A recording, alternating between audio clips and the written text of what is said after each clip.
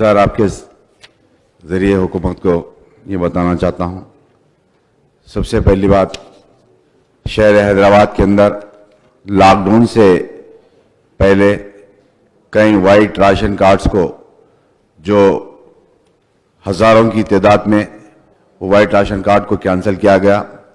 जिस वक्त लॉकडाउन हुआ तो अपने कार्ड लेकर शॉप्स को जाने के बाद वहाँ पर जैसा कि शॉप के ओनर्स ने बताया कि आपका राशन कार्ड को कैंसिल किया गया। और सबसे पहली बात, जितने भी वाइट राशन कार्ड को कैंसिल किया गया उन तमाम कार्डों को बहाल करने की ज़रूरत है, क्योंकि गरीब आवाम वाइट राशन के कार्ड के ज़रिए आरोग्यश्री का जो स्कीम है उससे आवाम को महरूम होना पड़ रहा है।